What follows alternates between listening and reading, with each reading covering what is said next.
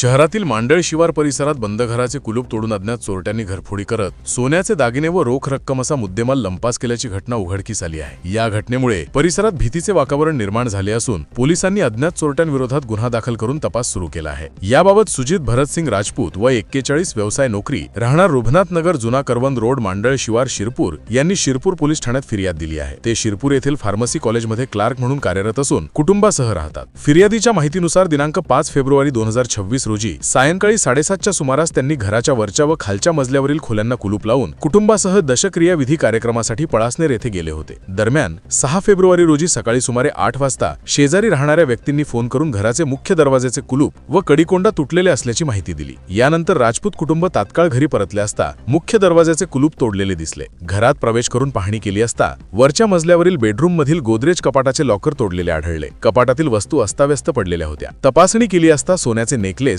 झुंबड, अंगठ्या, नथ, कानातील दागिने तसेच चांदीचे दागिने व भांडी असा जवळपास 3 तोळे सोने आणि 8 भार चांदी सुमारे 40,000 रुपये रोख व दागिने असा मुद्देमाल चोरीला गेल्याचे निदर्शनास आले। घटना 5 फेब्रुवारी सायंकाळी 5:45 ते 6 फेब्रुवारी सकाळी 8 या दरम्यान घडल्याचा अंदाज व्यक्त करण्यात येत आहे। अज्ञात चोरट्याने घराचे कुलूप तोडून आत प्रवेश करून मुद्देमाल लंपास केल्याची फिर्याद देण्यात आली आहे। या प्रकरणी शिरपूर पोलीस ठाण्यात अज्ञात चोरट्यांविरोधात गुन्हा दाखल करण्यात आला असून परिसरातील सीसीटीव्ही फुटेज, शेजाऱ्यांची चौकशी व इतर तपास पथकांकडून तपास सुरू आहे। शहर पोलिसांकडून घटनेचा पंचनामा करण्यात आला असून फॉरेन्सिक पथक डॉग स्क्वॉड यांची मदत घेऊन गुन्हेगारांच्या शोध पोलिसांकडून सुरू आहे। शहरातील वाढत्या घरफोड्या आणि वाहन चोरींच्या प्रकारामुळे नागरिकांकडून चिंता व्यक्त होत आहे।